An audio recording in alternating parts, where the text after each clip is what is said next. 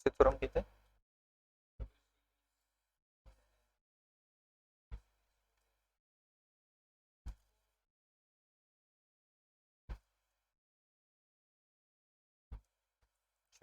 Next theorem.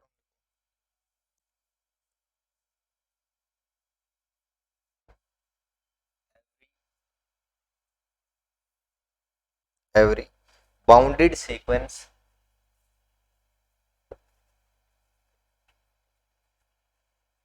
Has a every bounded sequence has a convergent subsequence।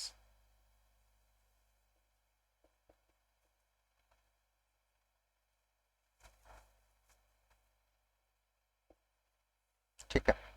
प्रत्येक परिबद्ध अनुक्रम का एक अभिसारी उप अनुक्रम होता है। प्रत्येक परिबद्ध अनुक्रम का अभिसारी उप अनुक्रम होता है। बोल्जानो-वायस्ट्रास थ्योरम फॉर ए सीक्वेंस भी बोला जाता है इसको।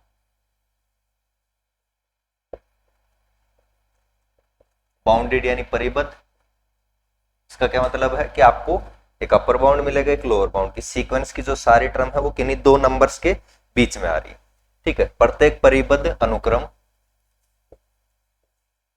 एक अभिसारी अनुक्रम होता है। अभिसारी अनुक्रम का मतलब कन्वर्जेंट।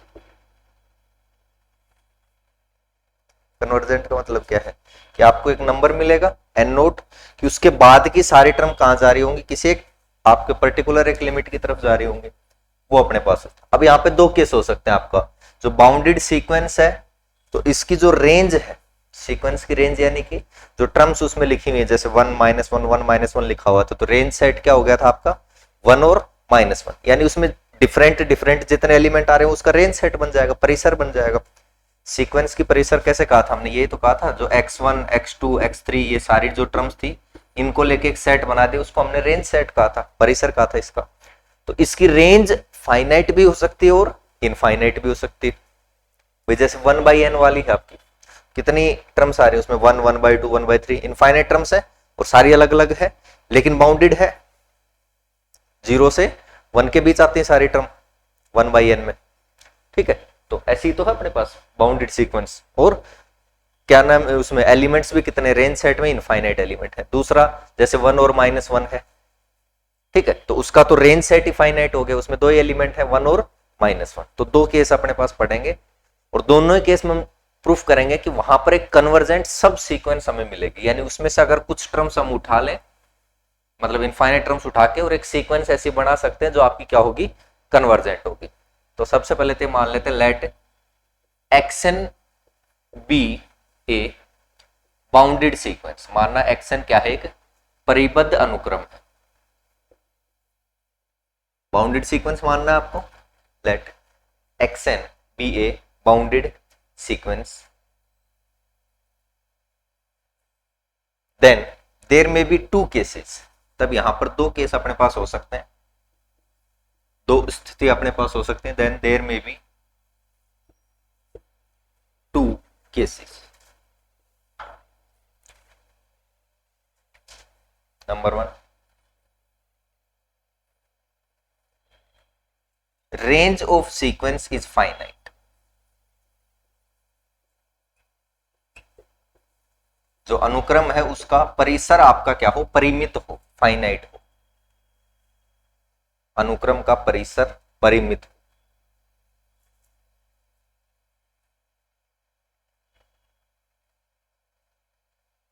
ठीक है।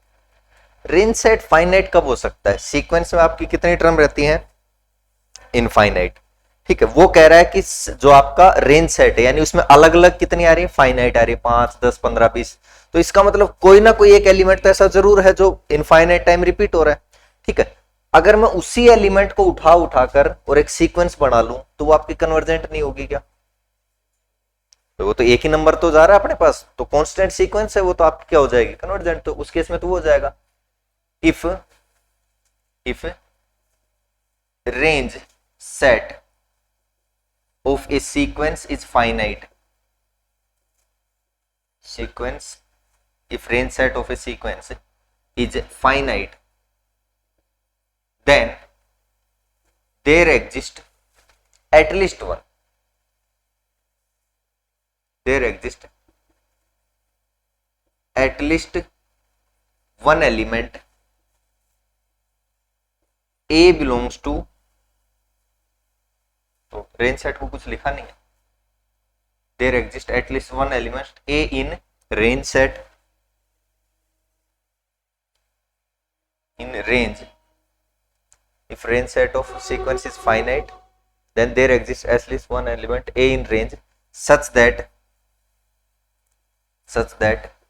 A is repeated infinite times. ये अनंत बार क्या हो रहा होगा आपका, रिपीट हो रहा होगा infinite times.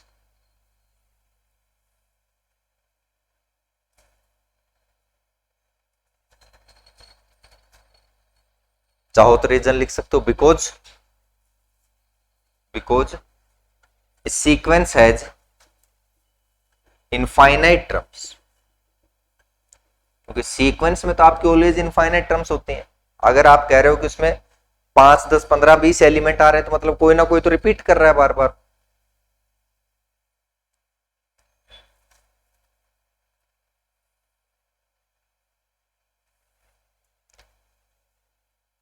Then if we choose subsequence, तब हम एक उप अनुक्रम इस तरह से चूज कर लेते हैं. कैसे? A, A, A, and so. It is clearly क्या हो जाएगी आपकी, कन्वर्जेंट. इट इज स्पष्टतः ये क्या हो जाएगी, इट इज क्लियरली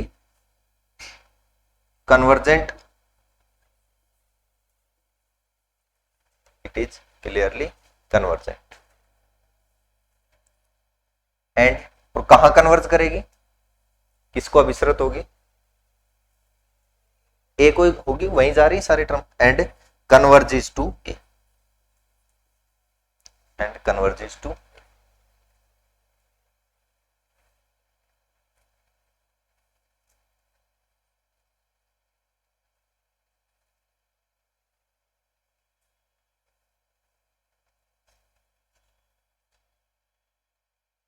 इसमें तो कोई डाउट नहीं होगा. रेंज सेट आपका फाइनाइट है तो कोई ना कोई एलिमेंट क्या कर रहा होगा, बार बार रिपीट कर रहा होगा. तो सिर्फ उसी एलिमेंट को ले लेके मैं एक सीक्वेंस बना देता हूं, वो आपकी क्या हो जाएगी. अब हो सकता है ऐसी 2 बढ़ जाए, 3 बढ़ जाए. जैसे 1 और -1 वाले में 1 1 को लेके बना दी, वो 1 को कन्वर्ज कर जाएगी. -1 को लेके बना दी, वो -1 को कन्वर्ज कर जाएगी. ठीक है, तो ये तो कब था, जब आपका रेंज फाइनाइट. अब अगर रेंज इनफाइनाइट हो तब, तो रेंज सेट आपका इनफाइनाइट है, यानी उसमें अलग अलग एलिमेंट आ रहे हैं. दूसरा आप क्या कह रहे हो, वो बाउंडेड है. भाई सीक्वेंस बाउंडेड है तो रेंज सेट भी तो बाउंडेड होगा. रेंज में एलिमेंट कहां से आ रहे हैं, सीक्वेंस से ही आ रहे हैं. ठीक है, तो अगर पूरी आपकी सीक्वेंस ही बाउंडेड दी हुई है तो वो रेंज सेट भी बाउंडेड होगा. यानी कि आपके पास एक इनफाइनाइट सेट हो गया प्लस बाउंडेड हो गया. तो बोल्जानो थ्योरम क्या कहती है, सेट वाली, इनफाइनाइट प्लस बाउंडेड सेट, एक लिमिट पॉइंट आपको मिलेगा, एटलीस्ट 1 लिमिट पॉइंट. वो जो लिमिट पॉइंट मिलेगा, मान लो आपको अल्फा मिल गया, तो अल्फा का कितना भी छोटा मैं नेबरहुड ले लूं, वहां पे हमेशा सीक्वेंस के इनफाइनाइट टर्म्स रहेंगे. या सीक्वेंस की छोड़ो, सेट की बात करें तो सेट के इनफाइनाइट पॉइंट रहेंगे, मतलब जो ई आपका रेंज सेट है उसके इनफाइनाइट पॉइंट रहेंगे. तो उसमें से मैं क्या करता हूं, जैसे मैंने जो एप्सिलॉन है वो 1 फिक्स कर लिया, 1 लेंथ फिक्स कर ली, उसमें से एक xv1 एलिमेंट उठा लिया. फिर मैंने क्या किया, उस अल्फा के नेबरहुड में ही मैंने 1/2 लेंथ फिक्स कर ली, उसमें से xv2 उठा लिया. और उठाना कैसे है कि v1 से बड़ा v2 होना चाहिए, क्योंकि हमें कैसी बनानी है, सबसीक्वेंस. तो सबसीक्वेंस में ध्यान होगा v1 से बड़ा v2, वो आपका क्या था, स्ट्रिक्टली इंक्रीजिंग लेना था. ठीक है, फिर मैंने उसका डिस्टेंस और कम कर दिया 1/3. ठीक है, 1/3 वाले में से xv3 उठाया, लेकिन कैसे उठाया कि v3 आपका v2 से भी बड़ा होना चाहिए. एंड सो ऑन, इस तरह से मैं करता हुआ जाऊंगा. तो आ तो सारे वही रहे, कन्वर्स तो वही हो रही है आपकी जो सीक्वेंस है वो. तो भाई डिस्टेंस पहले 1 था, फिर 1/2 लिया, फिर 1/3 लिया, तो मैं डिस्टेंस तो कम करता हुआ जा रहा हूँ और एक एक एलिमेंट उठाता हुआ जा रहा हूँ. लेकिन उठा कैसे रहा हूं, ध्यान देना कि v1 से बड़ा v2, v2 से बड़ा v3, तो एक सब सीक्वेंस मिल जाएगी, नहीं मिल जाएगी. जैसे k वाला एलिमेंट उठाऊंगा तो वो जो आपका बीच वाला जो पॉइंट है उससे 1/k डिस्टेंस इधर, 1/k डिस्टेंस इधर, उसके बीच में से xvk उठाऊंगा मैं. ठीक है, तो वो आपका एक सब सीक्वेंस मिल जाएगी मुझे xv1 xv2 xv3 and so on, और किधर कन्वर्ज करेगी, उस बीचों बीच जो पॉइंट आपका कौन सा, अल्फा, अल्फा जो लिमिट पॉइंट था ना उसी के नेबरहुड की तो बात हो रही है, तो अल्फा के पास वो आपका चला जाएगा, तो वो सब सीक्वेंस कैसी हो जाएगी आपकी, कन्वर्जेंट हो जाएगी। जैसे ये है अल्फा है, आप क्या कह रहे हो कि अल्फा के नेबरहुड में जो सेट ई है उसके इनफाइनाइट पॉइंट मुझे मिलेंगे, भाई उसका लिमिट पॉइंट है आप कह रहे हो, तो लिमिट पॉइंट है तो इसका कोई भी नेबरहुड में बनाता हूं उसमें मिलेंगे, तो मैंने सबसे पहले बनाया अल्फा -1 से अल्फा +1 वाला, इसमें से एक पॉइंट ले लिया कौन सा, xv1, कोई भी ले लिया आप, फिर आपने डिस्टेंस किया अल्फा -1/2 से अल्फा +1/2, इसमें से एक पॉइंट लिया, लेकिन लिया कैसे कि v1 से बड़ा v2 होना चाहिए, तो मैंने मान लो यहां पे ले लिया xv2, बात समझ भाई। फिर मैंने क्या किया, एक और छोटा लिया, ठीक, अल्फा -1/3 से अल्फा +1/3, इसमें से एक पॉइंट लिया, तो इस तरह से मैं लेता जाऊंगा, तो ये डिस्टेंस किधर जा रही है, ये जो आपकी टर्म्स किधर जा रही है, अल्फा की तरफ जा रही है, और सारी टर्म क्या है ऐसे बढ़ते हुए क्रम में आ रही है, xv1 xv2, टर्म्स तो उसी में से है ना भाई, v1 आप किसको कह रहे हो, उसी में से सीक्वेंस में कोई टर्म होगी, ई में से तो एलिमेंट उठा रहे हो, और ई में एलिमेंट कहां से आ रहे हैं, रेंज में एलिमेंट कहां से आ रहे हैं, सीक्वेंस से आ रहे हैं, तो ऑटोमेटिकली उठा तो सीक्वेंस की टर्म रहे हो, लेकिन एक पैटर्न के हिसाब से उठा रहे हो कि मैंने इस इंटरवल में से उठाई है, इससे बड़ी वाली ये होनी चाहिए, यानी कि जैसे आपने x1 उठा लिया या x100 उठा लिया, तो फिर x100 से पहले की कोई टर्म नहीं उठानी आपको, फिर 100 के बाद की कोई टर्म उठानी, क्योंकि इनफाइनाइट टर्म है तो ऐसी कोई दिक्कत है नहीं। आप ये कहो कि सर इसमें बाद में हो सकता है वो मिले ही नहीं कोई पॉइंट, तो ऐसा तो होगा नहीं, क्योंकि अल्फा आपने लिमिट पॉइंट का है, तो लिमिट पॉइंट का है तो कितना भी छोटा नेबरहुड बनाओगे उसमें इनफाइनाइट टर्म्स आपको सीक्वेंस की मिलेंगी या उस सेट की मिलेंगी, तो वो दिक्कत भी नहीं आएगी, तो एक एक पॉइंट उठाते जाएंगे, सीक्वेंस किधर कन्वर्ज कर जाएगी आपकी अल्फा की तरफ, जो एक सब सीक्वेंस मिल जाएगी, हमें तो एक सब सीक्वेंस ही तो चाहिए। तो सेकंड पार्ट ऐसे करेंगे, सेकंड पार्ट लिख लेंगे, if range of sequence is infinite, कि जब आपकी रेंज इनफाइनाइट हो तब कैसे करेंगे।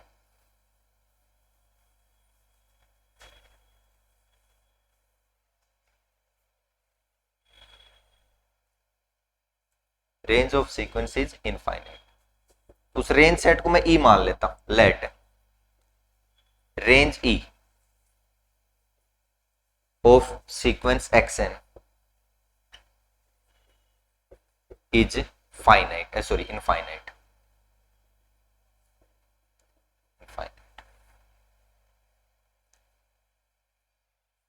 गिवन दैट, क्या दिया हुआ कि सीक्वेंस आपकी बाउंडेड है, xn इज बाउंडेड, ये दिया हुआ है कि सीक्वेंस आपकी क्या है, परिबद्ध है।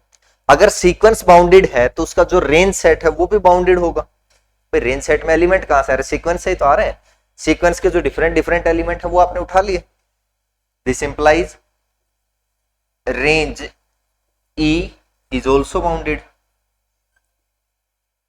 ये भी क्या होगा आपका, परिबद्ध होगा, परिसर ई भी क्या होगा, परिबद्ध होगा, एंड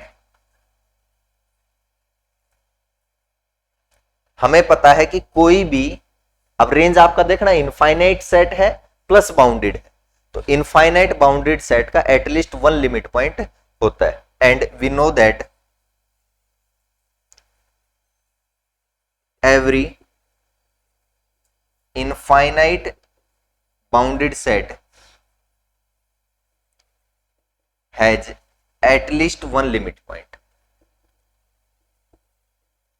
और हम जानते हैं कि प्रत्येक अपरिमित और परिबद्ध, अपरिमित यानी इनफाइनाइट, परिबद्ध यानी कि बाउंडेड, अपरिमित परिबद्ध समुच्चय का कम से कम एक सीमा बिंदु होता है, मान लेते हैं वो आपका अल्फा है, लेट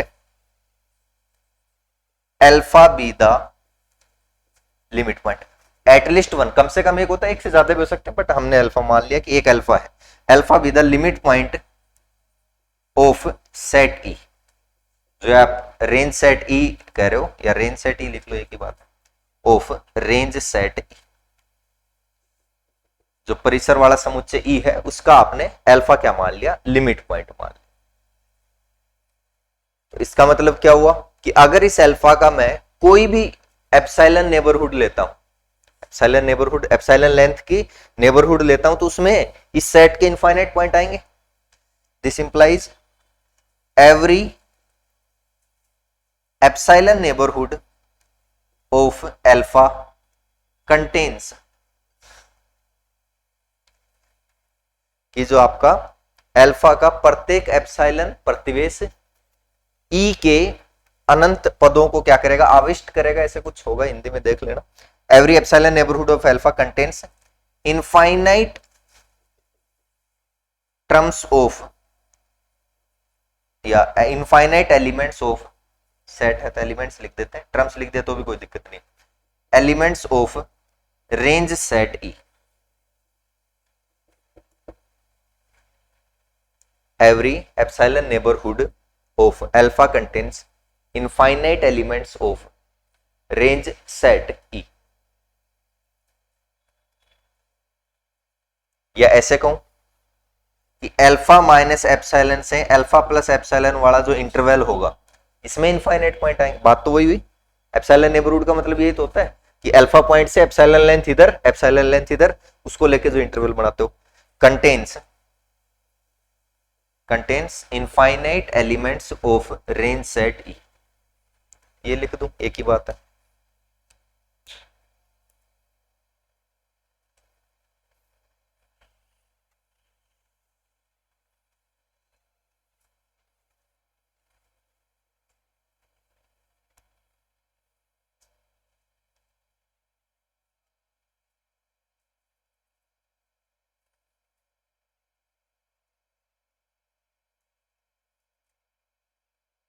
तो रेंज सेट ई में एलिमेंट कहां से आ रहे थे, सीक्वेंस से आ रहे थे आपके, तो ये भी लिख सकते हैं हम। This implies alpha minus epsilon से अल्फा प्लस एप्सिलॉन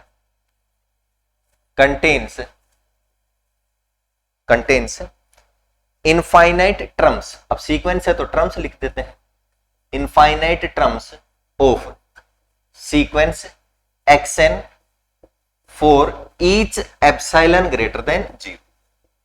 ये भी ध्यान रखना कि कोई भी एप्सिलॉन ग्रेटर देन 0 लेता हूं, उसके लिए मुझे क्या मिलेगा, इस इंटरवल में इनफाइनाइट टर्म्स मिलेंगी सीक्वेंस की।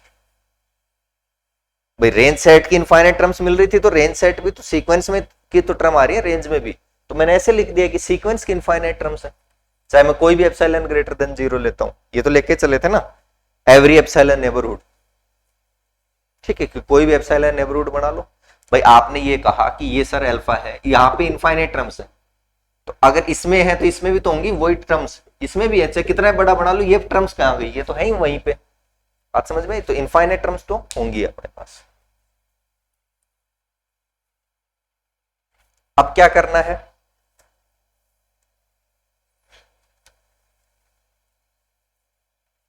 Now take epsilon equals to 1, epsilon 1 ले लिया मैंने,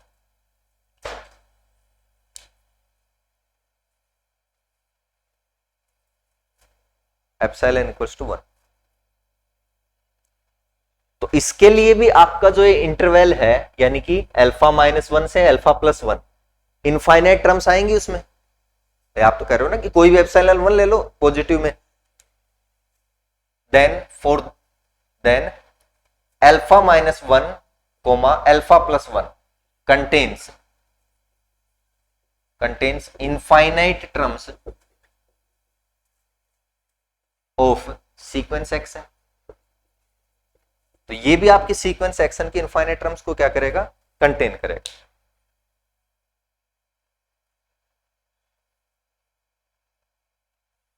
और इसमें से मैंने कोई भी एक एलिमेंट ले लिया, कौन सा, xv1।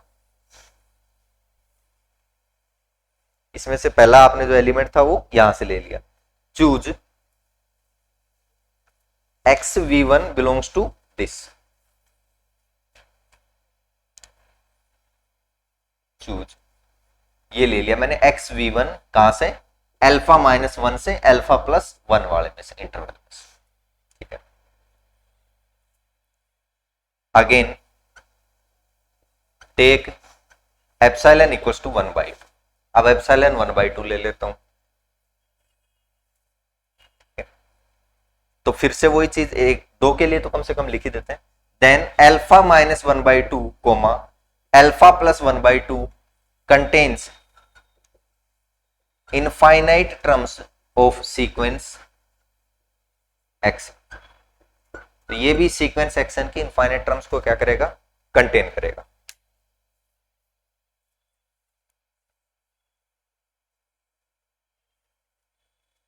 तो इसमें से भी मैं एक पॉइंट ले लेता हूं, कौन सा, एक्स v2।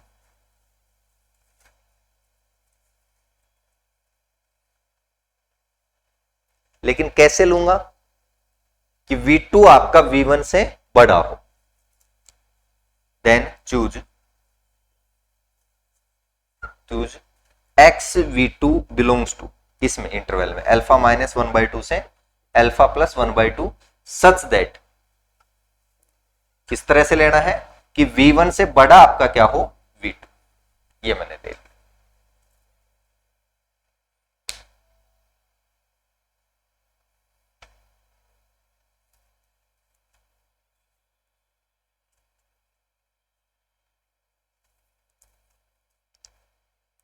चाहो तो एक और लिख सकते हो, सिमिलरली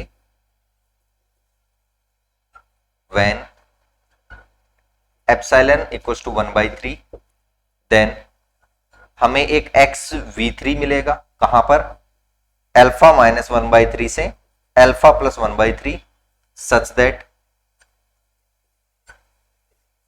कैसे, v1 से बड़ा v2, v2 से बड़ा।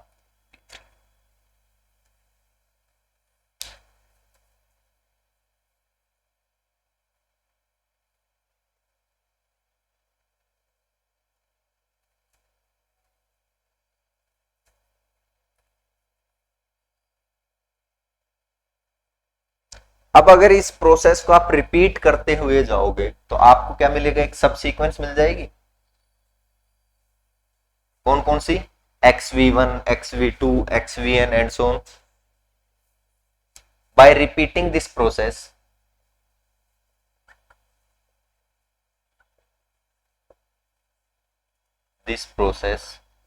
we get a subsequence, कौन सी, xvk, we get a subsequence xvk such that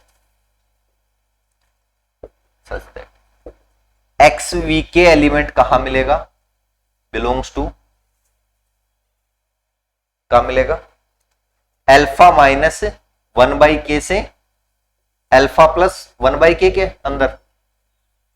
भाई xvk वाला एलिमेंट कहां मिलेगा, जैसे ये v3 वाला माइनस 1/3 से प्लस 1/3 मिला था, 2 वाला 1/2 से, तो k वाला एलिमेंट इसमें मिल जाएगा।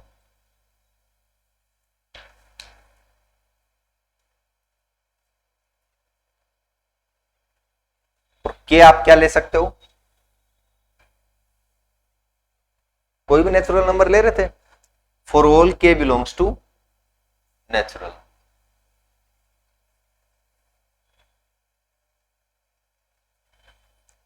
या फिर मैं ये भी तो कह सकता हूं और कि xvk और अल्फा का मैं डिफरेंस देखूं तो लेस देन 1/k आएगा।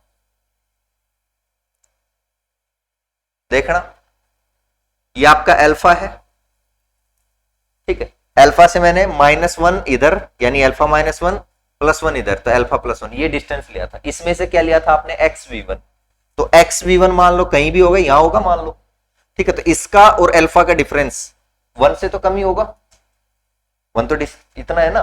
फिर मान लो आपने लिया कि सर 1/2 ले लिया, अल्फा माइनस 1/2 से अल्फा प्लस 1/2, इसमें से क्या लिया था, xv2, मान लो xv2 आपका यहां है, तो इसका और अल्फा का डिफरेंस ये 1/2 से तो कम ही होगा। तो सिमिलरली जो इसमें ये लिया है मैंने xvk, इस इंटरवल में लिया है, ठीक है, तो अल्फा इसके बीचों बीच है, 1/k डिस्टेंस इधर, 1/k डिस्टेंस इधर, तो उसके बीच में से कहीं आपने xvk लिया है, तो उसका और बीच वाला जो आपका अल्फा पॉइंट है, उनके बीच का जो डिफरेंस है वो तो 1/k से छोटा ही होगा। For all k belongs to natural number.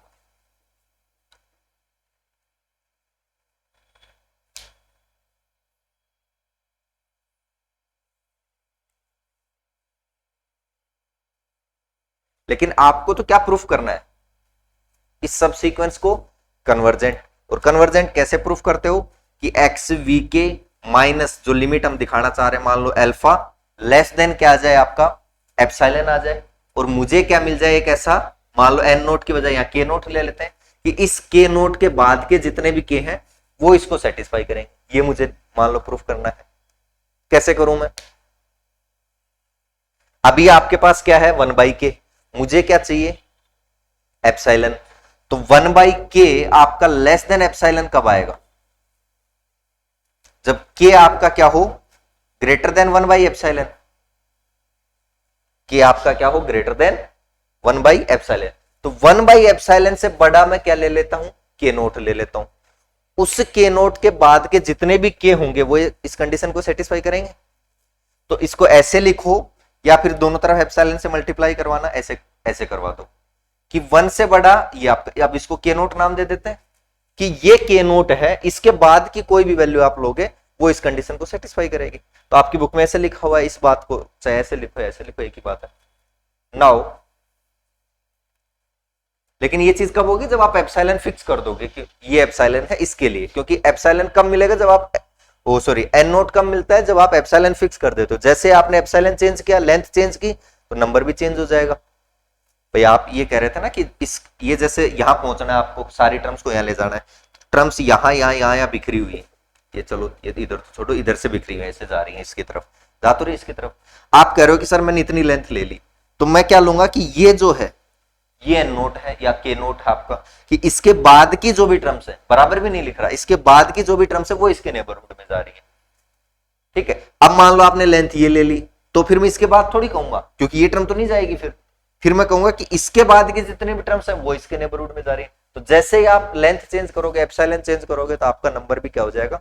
Change हो जाएगा। Now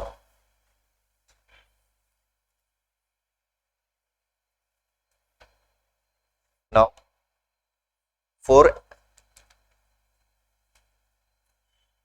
for epsilon greater than 0, तो आप जैसे ही एप्सिलॉन फिक्स करते हो उसके लिए देयर एग्जिस्ट, हमें एक के नोट मिलेगा नेचुरल नंबर में। के नोट ये सारे क्या आ रहे हैं? नेचुरल नंबर ही तो आ रहे हैं। के नोट मिलेगा नेचुरल नंबर में सच दैट, किस तरह से मिलेगा कि के नोट एप्सिलॉन आपका ग्रेटर देन 1 हो। ग्रेटर देन था लेस देन था? ग्रेटर देन ही था ना। या फिर ऐसे कहें एप्सिलॉन सॉरी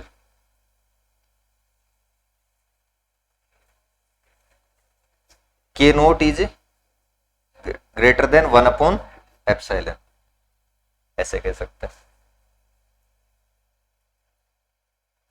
और या इसी को हमें तो 1/ में चाहिए ना, इस तरह यहां रखना आपको, तो और ऐसे कहें 1/के not less than epsilon, sign change हो जाएगा।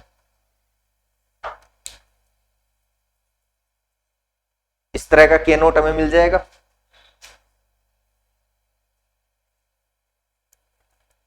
तो इसके लिए बताओ कंडीशन फिर क्या बन जाएगी? देन एक्स वी के माइनस एल्फा, देन या सो एक्स वी के मोड एक्स वी के माइनस एल्फा, बताना क्या आएगा? ये लेस देन 1/k था। ठीक है, अब मुझे मिल गया कि 1/k नोट एप्सिलॉन से छोटा है। इन दोनों के बीच अगर मैं रिलेशन ले लूं ये, तो आपका काम हो जाएगा। इन दोनों के बीच ये रिलेशन ले लूं तो काम हो जाएगा। अब ये रिलेशन कब होगा?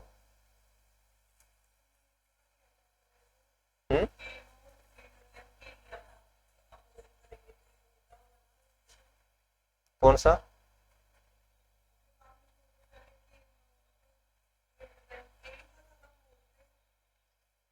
के नोट के बाद के जितने भी के हैं उनके लिए, तो के नोट से बड़ा के है,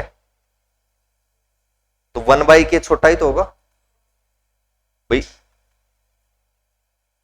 वैसे तो क्या है, के नोट इससे बड़ा के है। ठीक है, जब 1/, में करेंगे तो ये साइन आ जाएगा, 1/k से बड़ा आ जाएगा 1/k नोट। छोटे संख्या को डिवाइड करेंगे तो साइन चेंज हो जाएगा ना अपने पास। ठीक है, तो क्या कह रहा है कि मुझे यहां तक तो दिया हुआ है कि ये जो वैल्यू है ये 1/k से छोटी है, और इधर मेरे पास ये रिलेशन है। मुझे इन दोनों के बीच रिलेशन चाहिए, क्योंकि मुझे ये वैल्यू एप्सिलॉन से छोटी दिखानी है। तो मैं क्या लूं, अगर मैंने के नोट से बड़ा कोई भी के ले लिया तो ये कंडीशन सेटिस्फाई हो जाएगी। फॉर ईच के ग्रेटर देन के नोट, फॉर ईच के ग्रेटर देन के नोट। क्यों, साइड में चाहो तो इधर थोड़ा सा लिख भी लेना, क्योंकि अगर के नोट से बड़ा आपने के लिया तो 1 के नोट आपका छोटा सॉरी ग्रेटर देन हो जाएगा 1 इससे के से, तो यही तो साइन लिखा हुआ है 1 के, उससे बड़ा आपका 1 के नोट।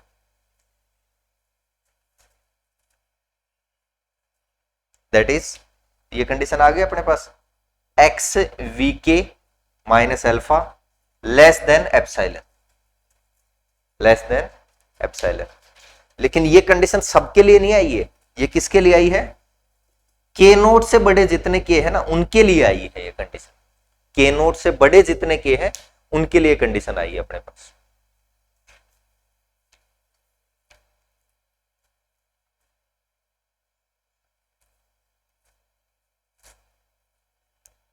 तो एक नंबर मिल गया कि उसके बाद, ये नेचुरल नंबर ही तो है, कि उसके बाद के जितने भी नेचुरल नंबर हैं वो फिर अल्फा के नेबरहुड में जा रहे हैं एप्सिलॉन के लिए, तो फिर ये क्या हो गया आपका, कन्वर्जेंट हो गया। और कहां पे कन्वर्ज करेगा, इस पे, एक्स एन माइनस एल ही तो लिखते थे, that is limit n tends to infinite x v के,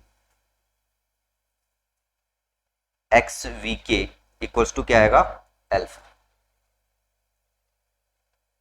या फिर ऐसे कह सकते हो, so we get a convergent subsequence, यानी कि हमें क्या मिल जाएगी, कन्वर्जेंट सबसीक्वेंस मिल जाएगी। So we get a convergent subsequence.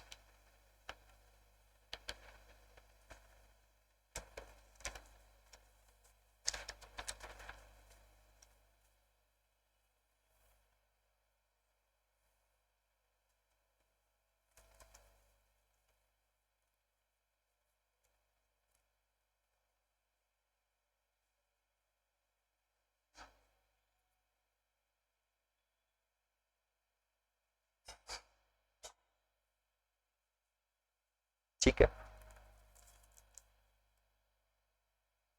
कर ले नोट, इसमें कोई डाउट। नेक्स्ट लिखते हैं कोसी सीक्वेंस या फंडामेंटल सीक्वेंस भी इसको बोलते हैं, फंडामेंटल या फिर कोसी सीक्वेंस,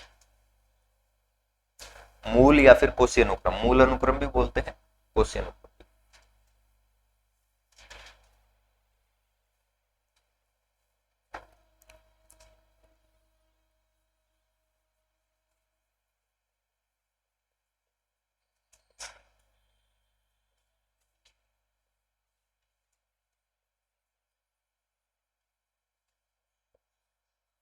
फंडामेंटल और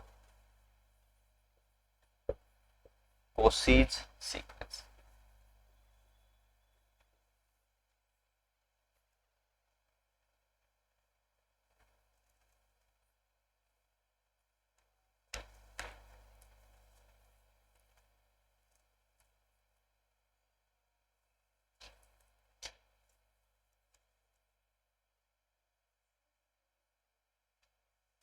कोसी सीक्वेंस क्या रहेगा कि आपको एक नंबर मिल जाए एन नोट, पहले तो नॉर्मल कन्वर्जेंट सीक्वेंस के लिए क्या था कि इस एन नोट के बाद के जितने भी एन है उनके लिए आपका जो एक्सएन है और अल्फा उसका डिफरेंस क्या आना चाहिए, लेस देन एप्सिलॉन आना चाहिए।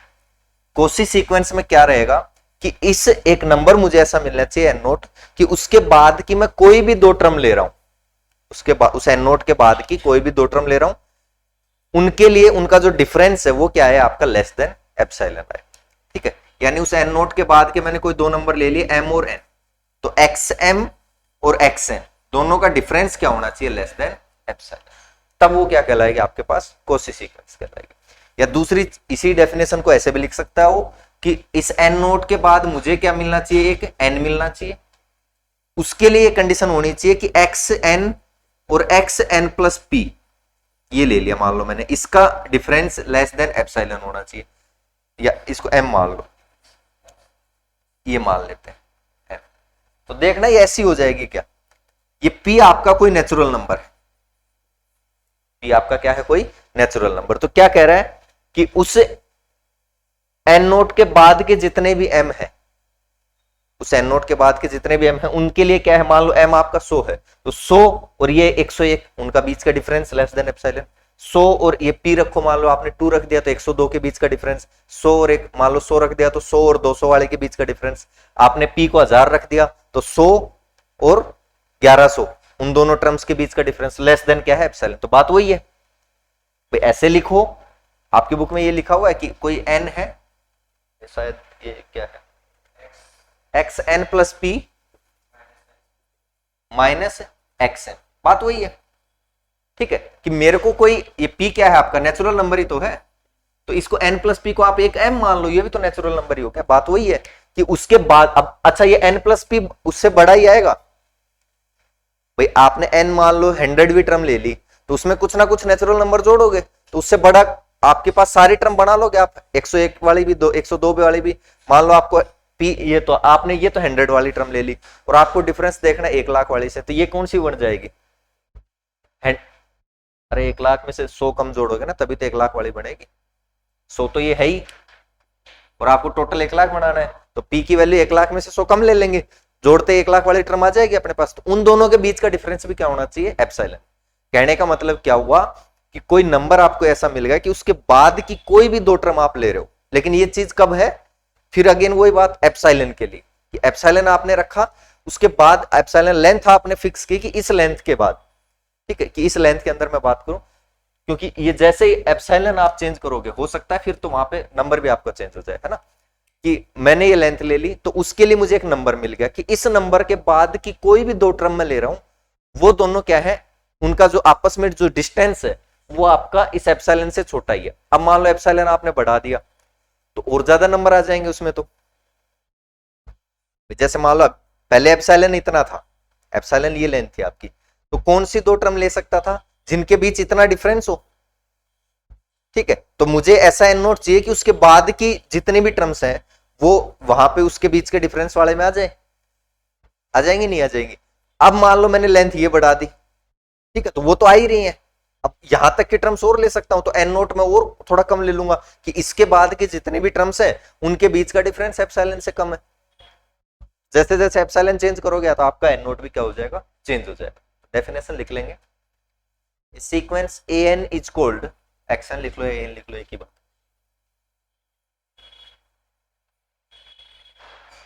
A sequence an is said to be, an is said to be Cauchy sequence।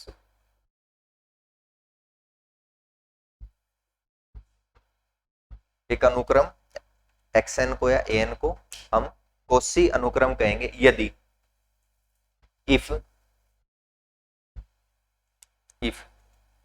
For any epsilon greater than 0, कि आपने कोई भी एप्सिलॉन ग्रेटर देन 0 आपने कोई लेंथ ले ली, उसके लिए मुझे एक एन नोट मिल जाए, there exist a positive integer n naught. तो ऐसे कह दो या एक बात कह दो कि n naught belongs to natural number, बात हुई है। ये पॉजिटिव इंटीजर भी तो वही होंगे, इंटीजर यानी +-1 +-2, उसमें से पॉजिटिव करे तो वो a positive integer n not such that, positive integer n not such that कि इस एन नोट के बाद के मैं इक्वल्स टू भी ले सकते हैं, इस एन नोट के बाद का कोई एम लेता हूं और एन भी आपका इस एन नोट के बाद का ही लेता हूं। एम और एन इस एन नोट के बाद कोई लिए मैंने, तो इनका जो डिफरेंस है, चाहे x n minus x m लिखो या एक्स एन मोड लगा हुआ, कोई फर्क नहीं पड़ेगा, लेस देन एप्सिलॉन। सॉरी ये लिखना ए एन लिखा था ना, तो या तो इसको चेंज कर लेना ए एन, या ऊपर वाले को इसको एक्स एन चेंज कर लेना है ना, कि ए एम और ए एन का डिफरेंस आपका लेस देन एप्सिलॉन। और करके जो दूसरी डेफिनेशन है वो भी लिख लेंगे, क्या दी हुई है, a sequence a n is called Cauchy sequence for any arbitrary epsilon greater than 0, there corresponds a natural number n naught such that if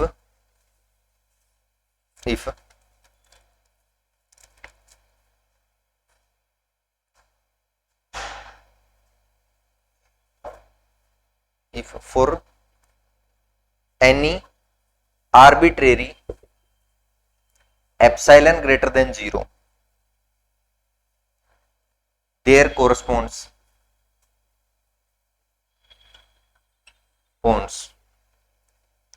a positive integer n note positive integer n note such that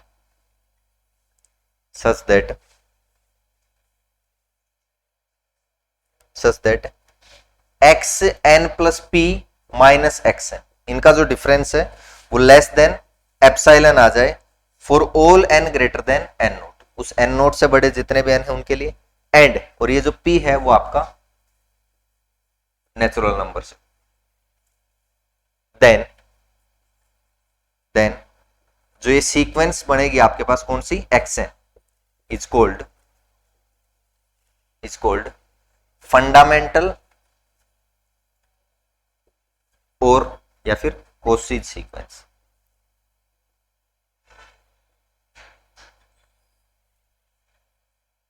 ठीक है, तो कई बार एक दो बार ये definition भी काम में ले लेंगे, बाकी नॉर्मली आपकी ये काम में रहेगी xm minus xn less than epsilon.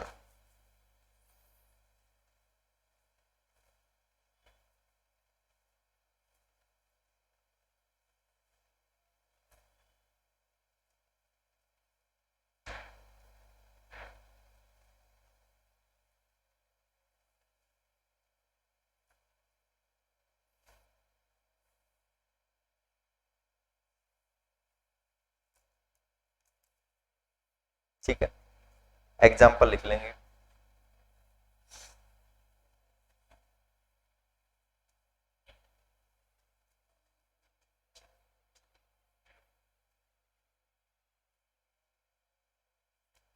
Prove that the sequence 1 by n is Kosi sequence, ये वाला एग्जांपल फर्स्ट एग्जांपल है। प्रूव दैट द सीक्वेंस, सिद्ध कीजिए कि अनुक्रम कौन सी 1 by n वाली जो होती है ना आपकी, वो क्या होती है, for all n belongs to natural number is a Cauchy sequence, कि वो कोसी सीक्वेंस है। प्रूव दैट ये जो आपकी सीक्वेंस है an कौन सी 1 by n1, ये आपकी इज ए कोसी सीक्वेंस, ये आपको प्रूफ करना। क्या करें, am माइनस an देखते हैं, xm माइनस xn देखते हैं, क्या जाना चाहिए, लेस देन एप्सिलॉन। ठीक है, क्या आएगा 1 upon m minus 1 upon n, 1 upon m minus 1 upon n, क्या आएगी ये value, m minus n upon mn, n minus m। ठीक है, ये वैल्यू क्या चाहिए आपको, लेस देन एप्सिलॉन चाहिए। इसने उल्टा लिया है क्या, अच्छा इसने xn माइनस xm लिया, ठीक है वो भी कोई दिक्कत नहीं, एक ही बात हो, तो मोड लगा हुआ है।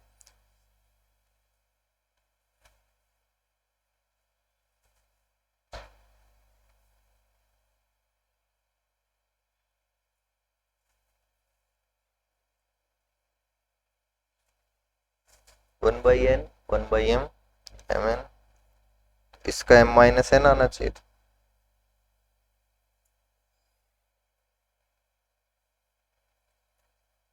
अब ये जो वैल्यू है,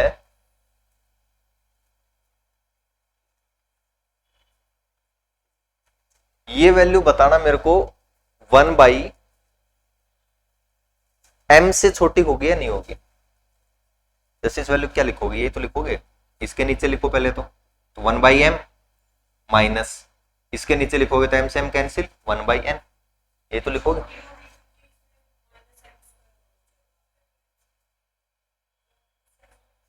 नहीं भाई 1 by m से छोटी होगी या नहीं होगी ये वैल्यू, n आपका क्या है, कोई नेचुरल नंबर है। ठीक है, तो कोई नेचुरल नंबर यानी कुछ ना कुछ पॉजिटिव वैल्यू आएगी, वो वैल्यू अगर मैं इसमें से माइनस करूंगा तो 1 by m में से तो कुछ ना कुछ कम होके आएगा, तो ये वैल्यू हमेशा 1 by m से छोटी रहेगी नहीं रहेगी आप।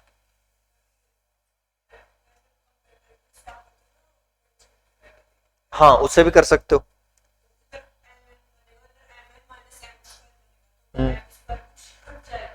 ठीक है, तो भी एक ही बात है।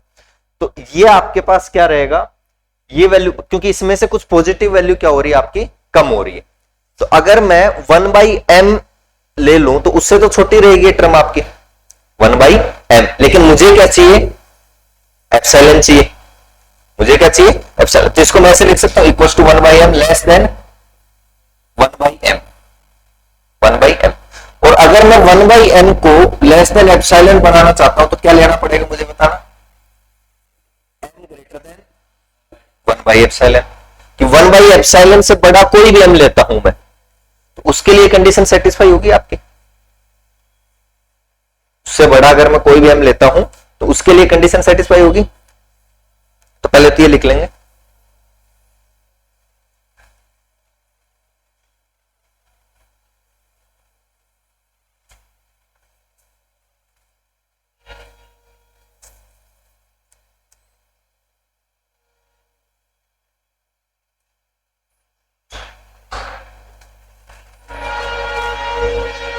अच्छा यहां पे एक चीज और ध्यान रखना, ये वैल्यू एज इट इज कब लिखी जाएगी, जब आपका n बड़ा हो।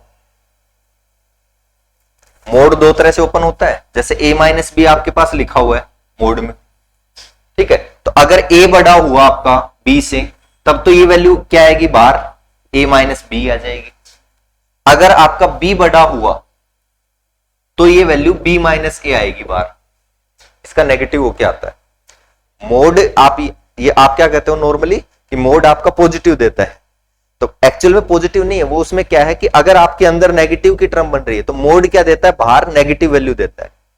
मोड क्या देता है, बाहर नेगेटिव। तो अंदर नेगेटिव थी तो बाहर आके वो नेगेटिव नेगेटिव पॉजिटिव हो गया अपने पास। बात समझ में आई। जैसे आपके पास मोड एक्स है ना, मोड एक्स आपके पास है, तो अगर आपका एक्स नेगेटिव है, लेस देन 0 है, तो उस केस में मोड क्या वैल्यू देगा आपको, -x। जैसे रख के देखो, मान लो x आपने -2 रखा है यहाँ पे, तो ये वैल्यू क्या देगा, -x, तो -2 तो +2 बन जाएगा, ठीक है। जब आपका x ग्रेटर देन 0 हो तो उस केस में मोड क्या देगा आपको, +x वैल्यू देगा, और इक्वल्स टू में भी। बात समझ में। तो इस तरह से वैल्यू देता है मोड आपको। तो यहां पे अगर मैं बात करूं तो ये वैल्यू एज इट इज कब आएगी, जब ये वैल्यू पॉजिटिव हो रही है। वैल्यू पॉजिटिव कब होगी, जब n बड़ा हो। अगर n मान लो इससे छोटा हुआ तो ये वैल्यू नेगेटिव बनेगी, तो नेगेटिव बनेगी तो बाहर क्या आएगा आपके पास, m-n आएगा। तो साइड में यहां भी लिख लेंगे, when n greater then m, n greater then, या इफ लिख लेंगे, if n greater then m, उस केस में बात।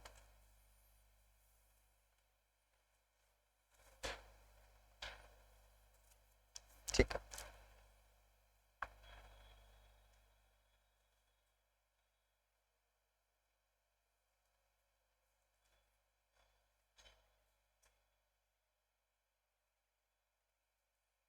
Now 1/m is less than epsilon if, ये लेस देन एप्सिलॉन कब होगा,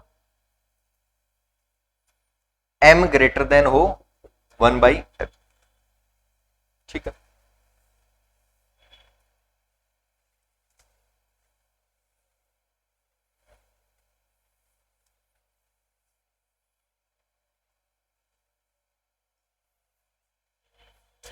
तो बताना क्या हो जाएगा, सो जो am माइनस an है, ये टर्म आपकी इक्वल्स टू ये बनी थी mod n minus m upon mn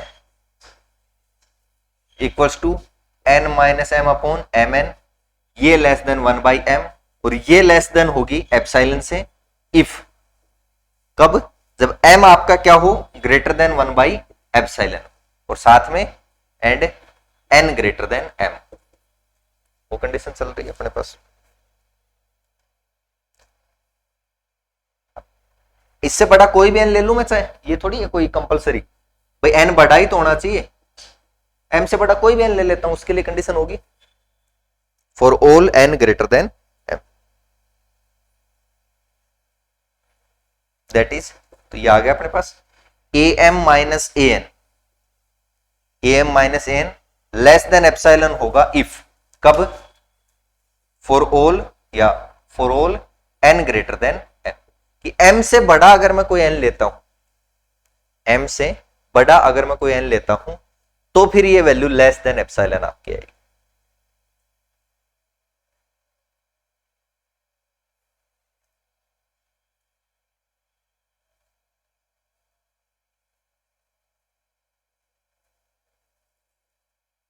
और साथ में एक कंडीशन और है, for all m greater than 1/एप्सिलॉन, ये वाली,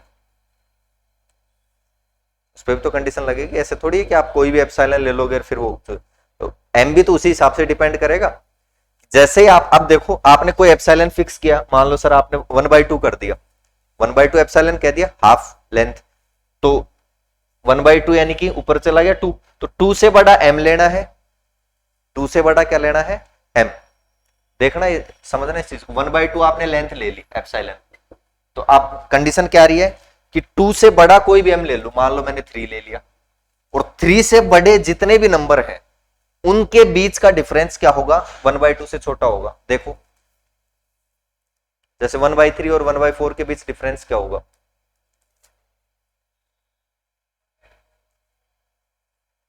1/12, तो ये 1/2 से छोटा है क्या, है। और मान लो कोई ले लो आपने, जैसे 3 और जैसे 100 और 500 वाले के बीच डिफरेंस ले लिया, यानी 1/100 और 1/500 वाले के बीच डिफरेंस कितना आएगा,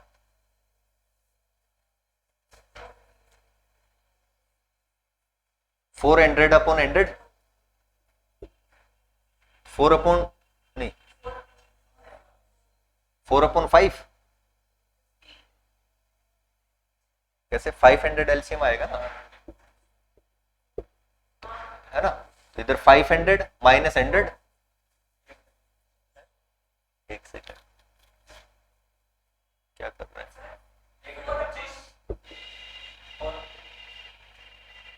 ये आएगा, है ना। तो ये वैल्यू 1/2 से छोटी है क्या, ठीक है।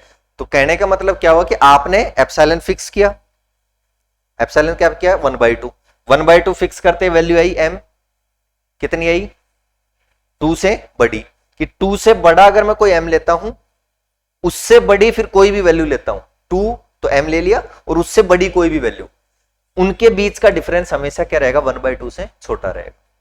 बात समझ में आई। इस तरह से आप अब मान लो एप्सिलॉन आपने 1/5 कर दिया होता, तो क्या आ जाता m 5, कि 5 से बड़ी जितनी भी टर्म्स है 5 6 वाली, उनके बीच का डिफरेंस क्या होगा 1/5 से छोटा होगा। जैसे आपने मान लो 1/6 और 1/7 वाले के बीच डिफरेंस देखा, बताना कितना आएगा,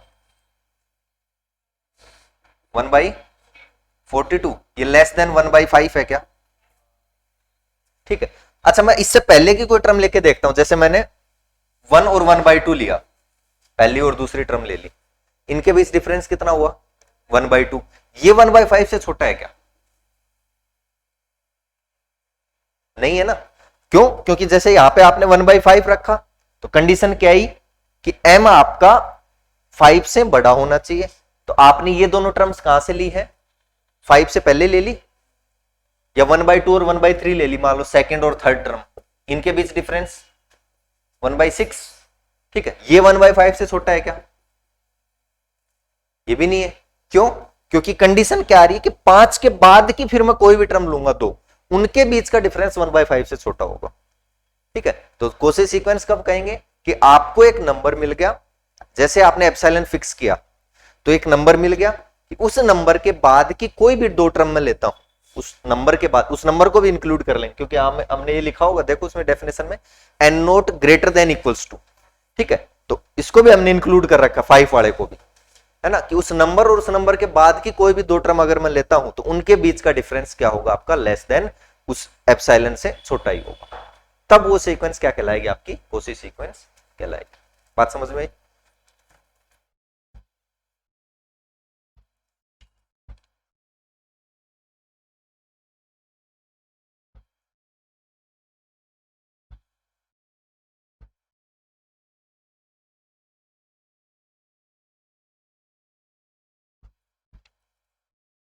एक थ्योरम और कर लेते हैं छोटी सी इसमें,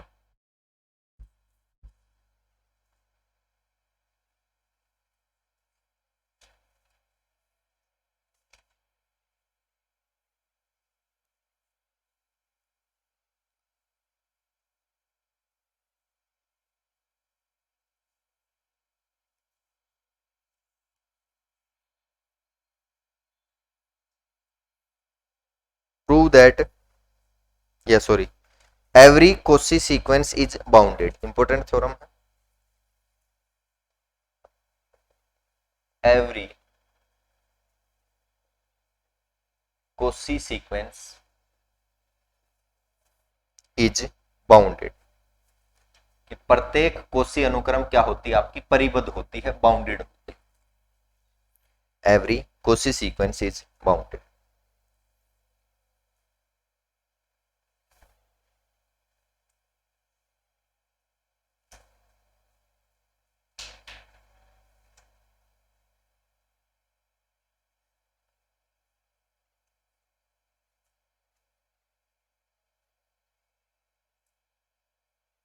लेट माना a n be a Cauchy sequence, माना ए एन क्या है, एक आपका कोसी अनुक्रम है। देन बाय डेफिनेशन, तो डेफिनेशन क्या कहती है,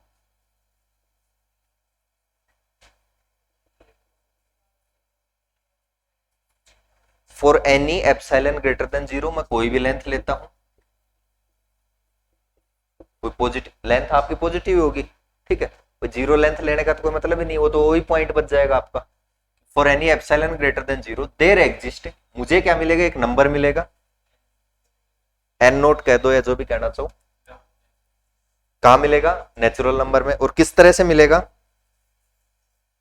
कि उसके बाद की कोई भी दो टर्म अगर मैं लेता हूं तो उनका डिफरेंस क्या होगा, लेस देन एप्सिलॉन होगा। There exist n naught belongs to natural number such that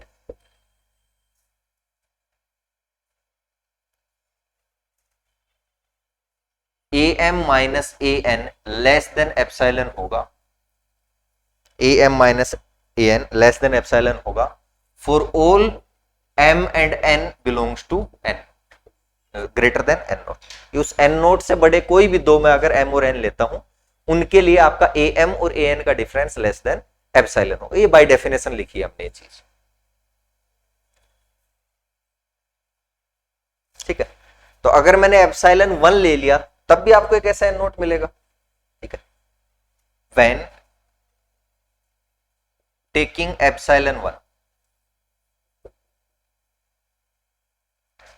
there also exist a positive integer, अब मान लो उसको m नाम दे देते हैं, when taking epsilon greater than 1 there exists a positive integer,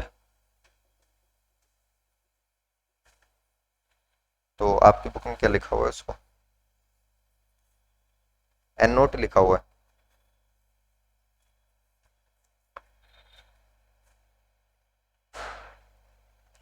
चलो एन नोट लिख लो,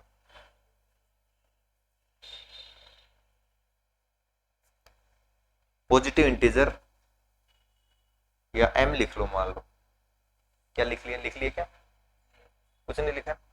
there exist a positive integer m belongs to natural number such that,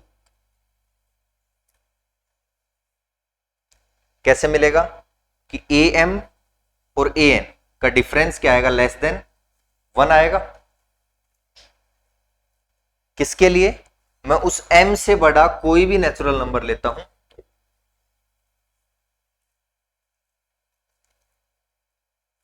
बात तो हुई कि उस m से बड़ा आपको एक नंबर, भाई जैसे एप्सिलॉन 1 लिया तो मुझे एक नंबर मिल गया, कि उस m से बड़ा कोई भी नेचुरल नंबर लेता हूं तो m और n दोनों के लिए उनका डिफरेंस क्या होगा, लेस देन 1 होगा, डिफरेंस क्या होगा, लेस देन 1 होगा। ये मैंने लिख दिया। इस वैल्यू को मैं ये भी तो लिख सकता हूं कि जो ये जो वैल्यू है वो आपकी -1 से 1 के बीच होगी। ध्यान करो, जैसे ये था ना आपके पास, भाई जैसे 5 है, ठीक है, और 1 लेंथ में ये ले लेता हूं, तो आप क्या कह रहे हो कि इसके बीच के जितने पॉइंट है वही तो आ रहे हैं, मतलब ये 5 - 1 तो 4 और 5 + 1 तो 6, ये तो कह रहे हो कि इसके बीच जो टर्म्स हैं वो इस 1 के यहीं के इसके बीच में आसपास कहीं आ रही है, भाई उनके बीच का डिफरेंस 1 से छोटा ही है ना, तो वो टर्म या तो यहां होंगी या यहां होंगी, ऐसे तो होंगी कि उनके बीच का जो डिफरेंस है, दोनों के बीच का जो डिफरेंस है वो लेस देन 1 आ रहा है आपके पास, ये इसमें कोई दिक्कत नहीं है। अब अगर मैं मान लो इन दोनों को माइनस करता हूं तो अगर आपने मोड नहीं लगाया तो क्या आ सकता है, नेगेटिव में वैल्यू आ सकती है, लेकिन वो भी 1 से बड़ी तो जाएगी नहीं, मतलब इधर -1 से छोटी तो जाएगी नहीं। भाई ये जो आप ये कह रहे हो, मान लो कि जैसे आपका मोड कोई नेचुरल नंबर है या कोई भी संख्या है x, वो आपकी <1 है, तो दो चीजें हो सकती हैं। x आपका मान लो नेगेटिव हुआ, जैसे नेगेटिव का -2 हुआ, तब ये कंडीशन सेटिस्फाई होगी क्या, ये होगी क्या, नहीं होगी। क्या हुआ, -3 हुआ, होगी क्या। 1 से बड़ी कोई भी वैल्यू लूंगा तो यहाँ पे सेटिस्फाई होगी क्या वो कंडीशन, नहीं होगी। तो ये वैल्यू आपकी -1 ली मैंने, तब होगी क्या, तब भी नहीं होगी।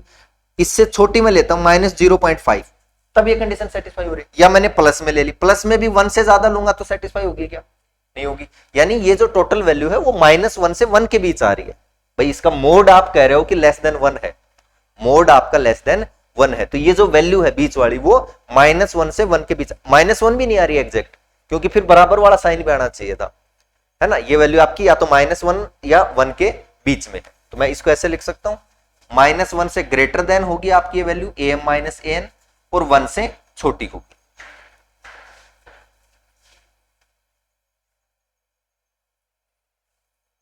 For all n greater than equals to m।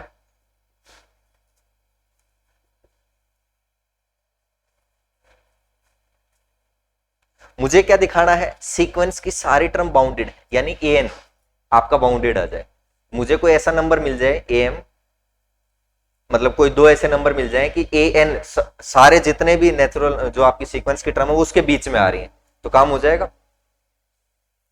तो ये मान लिया मैंने, दोनों तरफ am ऐड कर दो, दोनों तरफ am ऐड कर दो, क्या आएगा बताना,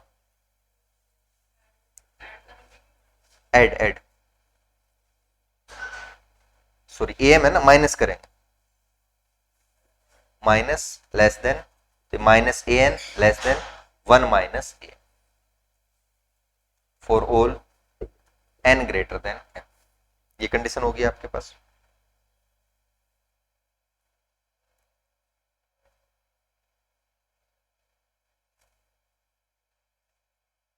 ठीक है, ओवरऑल नेगेटिव ले लो, नेगेटिव लिया तो साइन चेंज, तो ये तो क्या हो जाएगा 1 + am या am + 1 कह दो, साइन इधर, ये क्या हो जाएगा an साइन इधर, और ये हो जाएगा am - 1। ठीक है, for all n greater than equals to, ठीक है। या इसी को थोड़ा सीधा करके, वापस सीधा करके लिख दो, क्या लिख सकते हो कि am - 1 उससे बड़ा an और उससे बड़ा आपका am + 1 for all n greater than equals to m। एक ही बात है।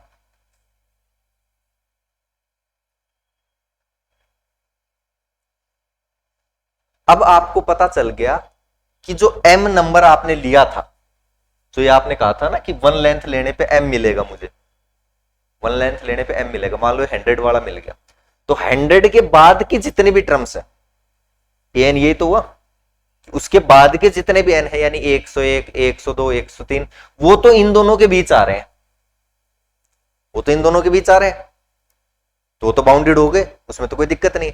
अब दिक्कत किसकी हो सकती है, 100 से पहले की टर्म है, आपको तो पूरी उसको सीक्वेंस को बाउंडेड दिखाना है। ठीक है, तो ये तो बाउंडेड हो गए ना भाई, आपने मान लो m 100 आया था आपका, तो 100 के बाद के जितने भी टर्म्स हैं वो तो मिल गए कि इससे am - 1 से तो बड़े हैं, am + 1 से छोटे हैं, तो अपर बाउंड लोअर बाउंड मिल गए, उनकी तो दिक्कत है नहीं। बचे कौन से, वो 100 टर्म बच गई आपकी, वो 100 टर्म बच गई। तो क्या करें,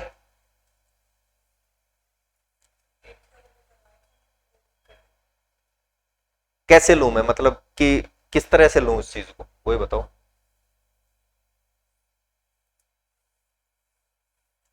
मुझे तो सारी टर्म्स को दिखाना है, ये नोट कर लिया था क्या, मुझे तो ये दिखाना है कि टोटल n के लिए, टोटल n के लिए आपका an क्या हो, बाउंडेड हो। मुझे यानी कि एक पॉजिटिव एक नंबर कुछ मिल जाए कि उससे बड़ी है सारी टर्म और इससे छोटी है सारी टर्म।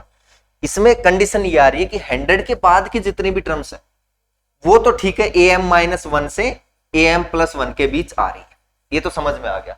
अब वो बीच वाली टर्म कहां हो सकती है आपकी, जैसे ए वन से लेकर ए 99 तक, ए वन से लेकर ए 99 तक, वो टर्म कहां हो सकती है? इधर हो सकती है, यहां हो सकती है, यहां हो सकती है। भाई ये वैल्यू तो इससे बड़ी होगी ना, इसमें तो कोई डाउट नहीं है, ठीक है। तो यहां होगी, यहां होंगी या यहां होंगी, ठीक है। अच्छा मैं क्या लूं फिर, मुझे सबसे छोटा कैसे मिलेगा? मैं ये ले लेता हूं कि A1 से लेकर A99 और ये नंबर AM-1 वाला, इनमें से जो भी सबसे छोटा होगा उसको मैं मिनिमम ले लूंगा। भाई इससे तो नीचे जा ही नहीं रही, 100 के बाद वाली टर्म तो इससे नीचे नहीं जा रही थी, उनका तो मुझे कंफर्म है। तो ये मान लो यही सबसे छोटा है, तब तो इससे नीचे कोई नहीं जा रहा। 99 जो टर्म्स है वो भी इससे नीचे नहीं जा रही, और आपकी उससे ऊपर वाली तो जा ही नहीं रही, तो ये हो गया आपका लोअर बाउंड। मान लो कोई ऐसी टर्म है आपकी मान लो A60 वाली टर्म है, वो इससे पहले है, तो मैं उसको ले लेता हूं कि इससे नीचे नहीं जा रही कोई टर्म। मान लो एक और टर्म है, मान लो A30 वाली टर्म है, वो उससे भी पहले है, उससे भी छोटी है, तो मैं A30 वाली को ले लेता हूं कि इससे नीचे कोई टर्म नहीं जा रही। समझना इस चीज को कि आपका m तो 100 है, तो 100 के बाद की सारी टर्म तो आपको पता है कि ये AM-1 है, इससे नीचे नहीं जाएंगी। 100 के बाद की तो सारी टर्म AM-1 से नीचे नहीं जाएंगी, तो AM-1 तो आपको मिल गया कि इसके 100 के बाद की जो टर्म है वो तो इससे बड़ी है, तो उनका तो झंझट खत्म कि इससे ये आपका लोअर बाउंड हो गया एक तरह से। अब हो सकता है कि जो 1 से 99 तक जो टर्म बची थी वो इससे पहले कहीं हो, तो मान लो कोई टर्म इससे पहले है तो मैं उसको ले लेता हूं लोअर बाउंड, और कोई टर्म उससे पहले है तो उसको ले लेता हूं लोअर बाउंड। तो जो भी मैं लूंगा सबसे छोटी वाली, उससे तो फिर सारी टर्म बड़ी हो जाएंगी, वो 99 भी उससे बड़ी हो जाएंगी, और वो तो पहले वाली तो बड़ी थी अपनी, ठीक है। तो मैं क्या लेता हूं कि A1 से लेकर A99 और ये टर्म हो सकता है यही सबसे छोटी हो, इनमें से जो भी सबसे मिनिमम होगा उसको मैं ले लेता हूं स्मॉल के, तो सारी टर्म उससे स्मॉल के से बड़ी होंगी नहीं होंगी, इसमें तो कोई डाउट नहीं। अब आ जाते हैं अपर बाउंड की तरफ। अपर बाउंड आपको पता है कि जो सीक्वेंस की सारी टर्म है वो AM+1 से छोटी है, सीक्वेंस की सारी टर्म AM+1 से छोटी है, लेकिन सारी नहीं है, 100 के बाद वाली, इस M के बाद वाली जो टर्म है वो 100 के बाद वाली सारी टर्म तो इससे छोटी है। अब हो सकता है 100 से पहले वाली जो कोई टर्म है, जैसे A1 से लेकर A99, वो इससे कहीं बड़ी जा रही हो, तो फिर मैं उसको ले लेता हूं कि इससे बड़ी, इससे छोटी है सारी टर्म। फिर कोई एक और टर्म मिल गई कि वो उससे भी बड़ी है आपकी, तो उसको ले लेता हूं अपर बाउंड कि इससे सारी टर्म छोटी है। तो A1 से लेकर A99 और ये जो नंबर है ये, इनमें से जो भी मैक्सिमम होगा उसको मैं क्या ले लेता हूं अपर बाउंड, तो सारी टर्म उससे छोटी हो जाएंगी, और जो A1 से A99 तक है उसमें और AM-1 वाली टर्म से बड़ा ले लेता हूं, तो उससे सारी टर्म क्या हो जाएंगे आपकी ग्रेटर देन हो जाएंगे। बात समझ में? तो आपको अपर बाउंड लोअर बाउंड मिल जाएंगे, सीक्वेंस क्या हो जाएगी बाउंडेड हो जाएगी। तो लिख लेंगे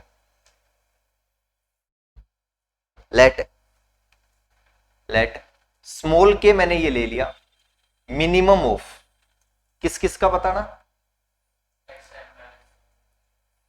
AM कहां से कहां तक,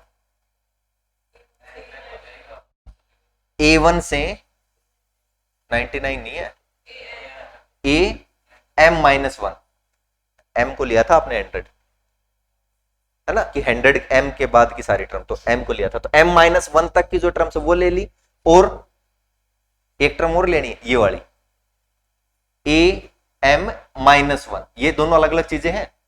ये AM वाली टर्म में से -1 हो रहा है, यहां पे AM-1 वाली टर्म है, कि इनमें जो भी सबसे छोटा होगा, भाई A1 से लेकर A99 और ये जो आपका टर्म थी ये, इनमें जो भी सबसे छोटी होगी उसको मैं लोअर बाउंड मान लूंगा के, एंड कैपिटल के मैंने मान लिया मैक्सिमम ऑफ A1 से लेकर AM-1 तक और AM+1 वाली टर्म।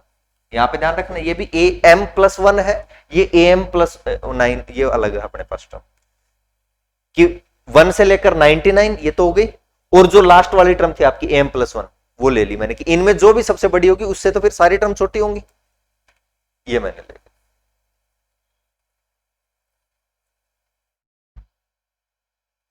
हेंस देन अब कंफर्म है कि आपकी जो AN है, जो सीक्वेंस की टर्म है, वो स्मॉल के से तो ग्रेटर देन इक्वल टू होंगी और कैपिटल के से लेस देन इक्वल टू होंगी, फिर चाहे मैं कोई भी नेचुरल नंबर ले लूं, for all n belongs to natural number. भाई पहले कंडीशन यहां तक थी, ये कंडीशन आ रही थी lower bound upper bound, but वो m के बाद की जो टर्म्स उन्हीं के लिए आ रही थी, मुझे तो टोटल के लिए चाहिए। बाउंडेड का मतलब ये नहीं है कि आप 5-10 टर्म को बाउंडेड दिखा दिया आपने, फिर पूरी सीक्वेंस को बाउंडेड दिखाना है। तो अब सीक्वेंस की कोई भी टर्म है, n कोई भी लेता हूं मैं नेचुरल नंबर से, तो वो k से k के बीच है। This implies an is bounded sequence, an आपकी परिबद्ध अनुक्रम हो जाएगी, an is bounded sequence।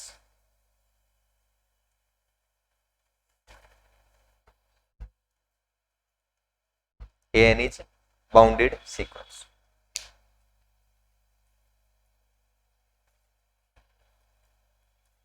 इसमें लिखा हुआ तो नहीं है क्या, कन्वर्स में note be true?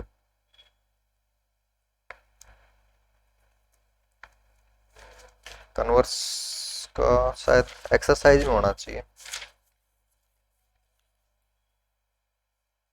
X N be A conversion sequence, Y N ये हो गया, ठीक है ठीक है, बाउंडेड ठीक है, डिफाइन कोसी सीक्वेंस नहीं है। चलो लिख लो आप, नोट डाल के लिख लेंगे, क्योंकि बाई चांस एग्जाम में आ जाए।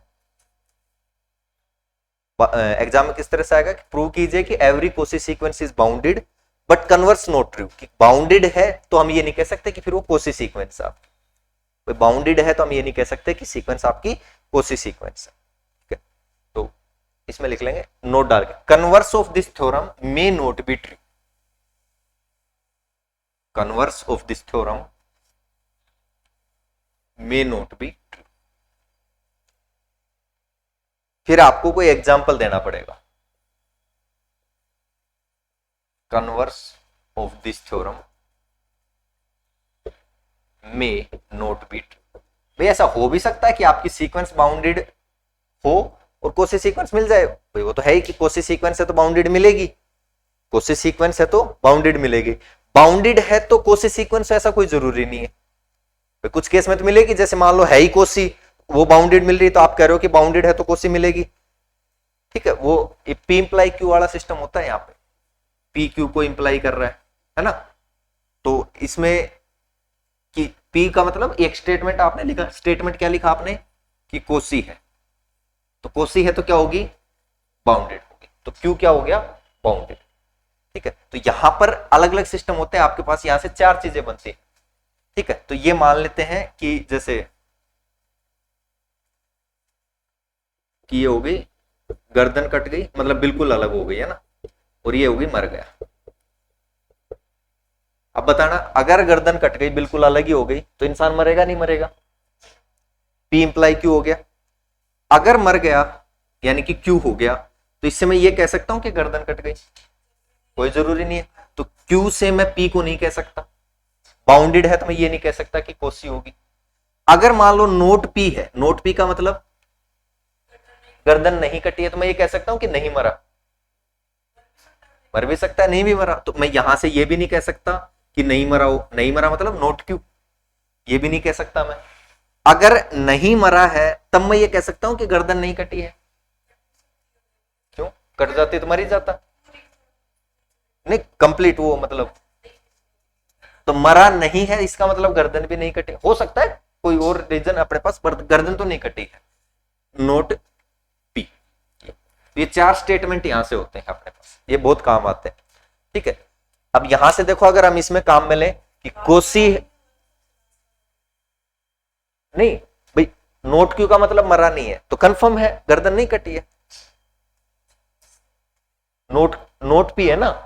ठीक है, ऐसे तो ये यहां से ये इंप्लाई होती है। 4 स्टेटमेंट आपके आते हैं। क्या कह रहा है कि कोसी है तो बाउंडेड होगा, कोसी है तो बाउंडेड होगा, बाउंडेड है तो मैं कोसी के लिए नहीं कह सकता। दूसरा कह रहा है नोट पी, नोट पी मतलब नहीं, नोट पी कोसी नहीं है, कोसी नहीं है तो मैं ये नहीं कह सकता कि बाउंडेड भी नहीं होगा, बाउंडेड तो हो सकता है। यहां देखो बाउंडेड नहीं है, बाउंडेड नहीं है तो कंफर्म है फिर कोसी भी नहीं होगा, क्योंकि कोसी वाला तो बाउंडेड होता ही होता है। ठीक है, तो यहां से फिर ये चारों चीजें बढ़ जाती है आप।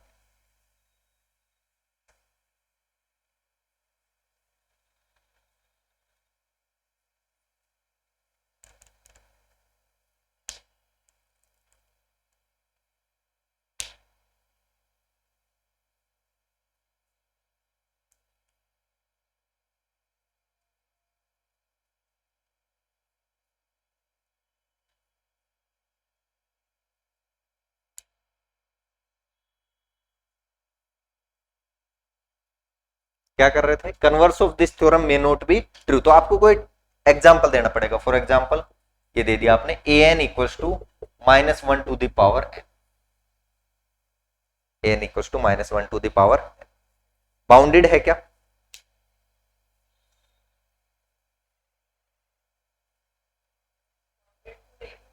-1 और 1 वाली है, is bounded sequence, is a bounded sequence, ठीक है, is a bounded sequence, but Cauchy नहीं होती है, but it is not Cauchy sequence. Bounded है तो कोसी होना कोई जरूरी नहीं है, but it is not Cauchy sequence.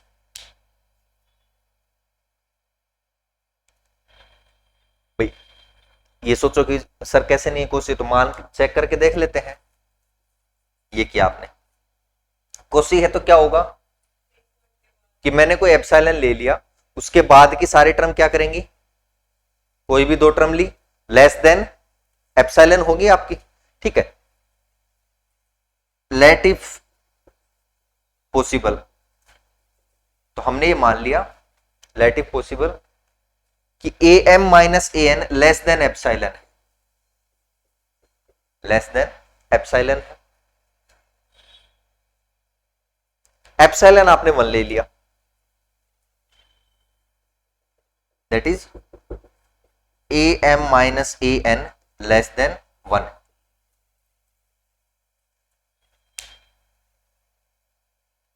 ठीक है।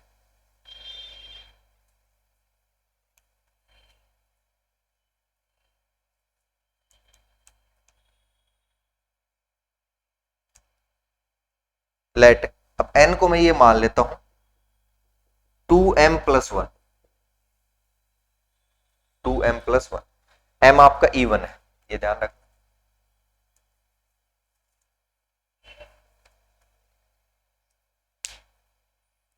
m इवन है तो ये टोटल वैल्यू क्या आएगी, ओड आएगी। तो ये डिफरेंस देखना, 1 माइनस मोड लगाओ, 1 माइनस -1 की पावर 2m प्लस 1,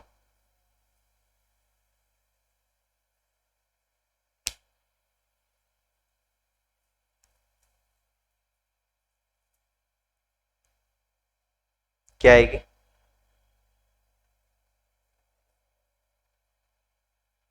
ये वैल्यू इवन ली है आपने, टोटल वैल्यू ओड, ओड -1 की पावर ओड क्या हो जाएगा, 1 माइनस -1 क्या हो जाएगा 2। ये आपका एप्सिलॉन से छोटा है क्या,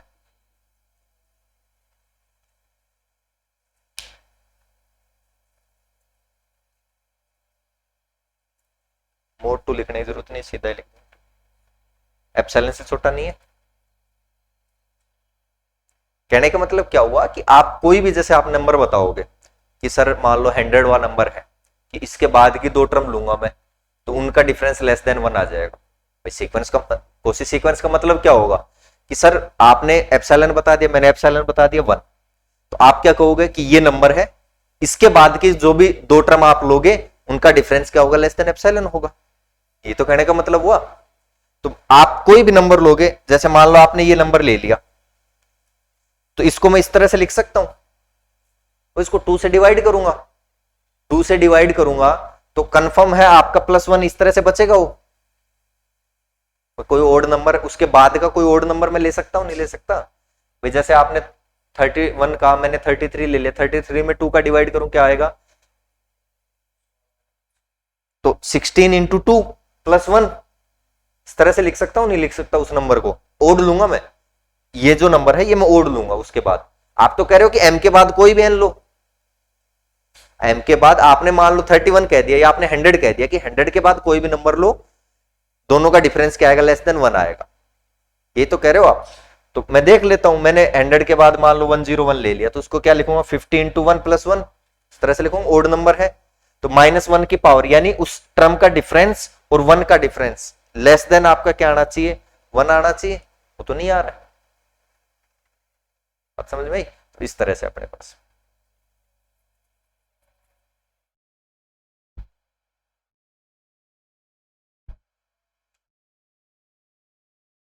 और ये क्यों देख रहे हो कि सर यहां तो आपने am माइनस an क्या था, तो यहां 1 में से क्यों घटा रहे हो? फिर ऊपर टर्म्स क्या है, ऊपर 1 और -1 ही है आपके पास यहां, तो मैं 1 वाली में से घटा के देखता हूं कि भाई आपके पास जैसे मान लो कोई भी टर्म है, आपने कहा कि सर 100 के बाद के जितने भी टर्म्स हैं उनके बीच का डिफरेंस लेस देन 1 है, तो मैंने 100 के बाद 1 भी तो होगा और -1 भी होगा, फिर 1 आएगा, फिर -1 आएगा, तो मैंने एक तो 1 ले लिया, कोई भी टर्म उठा ली, मान लो आपने 1 वाली ले ली, तो उसके बीच का डिफरेंस किसी से भी देखूं उसके बाद की टर्म्स तो क्या आना चाहिए, लेस देन 1 आना चाहिए। ये तो कह रहे हो आप, भाई टर्म्स क्या चल रही है, फर्स्ट पे तो -1, फिर 1 -1 1, आप कह रहे हो,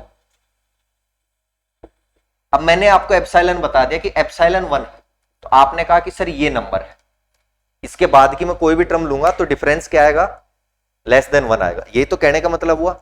मान लिया मैंने कि चलो ठीक है पॉसिबल है, तो ये मैंने मान लिया कि am और an का डिफरेंस लेस देन 1 है जब आपका एप्सिलॉन 1 है उस केस में। तो मैंने ली एक टर्म, तो ये ले ली 1, और एक आपकी जो टर्म्स है उन्हीं में से कोई ओड वाली ले ली, -1 की पावर ओड ले ली, मैंने ले सकता हूं, तो उसके बाद की क्या ऐसी कोई टर्म नहीं आएगी क्या जो ओड होगी आपकी, वो ले ली मैंने, उनका दोनों का डिफरेंस देखा तो वो तो 2 आ गया, तो आपके एप्सिलॉन से तो बड़ा आ गया, आपके एप्सिलॉन से तो बड़ा आ गया, तो फिर कोसी कहां हुई। ठीक है, ये है। तो एक दो थ्योरम और हैं इसमें कोसी की, वो फिर कल करते हैं।